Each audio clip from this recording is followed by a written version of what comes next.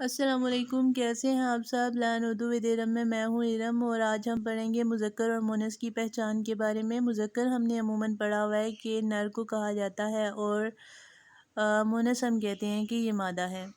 اتنا تو ہمیں پتہ کہ چلو ابا جو ہے وہ مذکر میں آتا ہے اور اماں مؤنث میں آتی ہیں، لیکن اب ہمیں بہت سے الفاظ ایسے ہوتے ہیں جن کی ہمیں پہچان نہیں ہے کہ اگر ہم ایک جملہ تحریر کر رہے ہیں تو اس میں کرتا ہے یا کرتی ہے، آتا ہے یا آتی ہے، کون سا لفظ ہم استعمال کریں، اس کے لیے مذکر کا کریں یا مؤنث کا کریں، تو اس کے لیے ہمیں اس کی پہچان آج حروف کے ذریعے سے کرواتے ہیں۔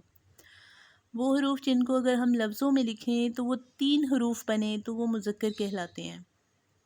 حروف تہجی اگر آپ الف سے لے کر یہ تک دیکھیں نا، تو سب سے پہلے الف لفظ ہے، تو الف میں اگر میں اس کو لفظ کی صورت میں لکھتی ہوں تو الف لام فے، تو یہ 3 حروف سے مل کر بنا ہے، تو یہ کیا ہو جائے گا؟ الف کس میں آتا ہے؟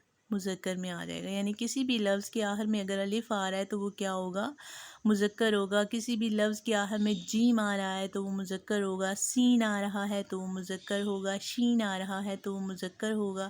ٹھیک ہے جی، 2 حرفی حروف وہ ہوتے ہیں۔ اگر لفظوں کی صورت میں حروف تہجی کے ہم ان الفاظ کو لکھیں تو اگر وہ 2 حرف بنتے ہیں یا 2 حروف سے مل کر بنتے ہیں تو وہ مؤنث کہلاتے ہیں۔ ٹھیک ہے، رے، اڑے، زے، یہ، تو اس میں رے جو ہے اس میں بھی 2 حروف ہیں، اور ڑے، زے، اسی طرح بے، پے، تے، ٹے، سے کو دیکھیں آپ، شربت میں نے مثال دی آپ کو، شین، رے، بے، تے، اس میں اگر آپ تے دیکھیں تو تے جو ہے وہ 2 حروف تے اور یہ سے مل کر بنا ہے، تو یہ شربت جو ہے اس کے آخر میں تے آ رہا ہے تو لفظ شربت کیا ہو جائے گا؟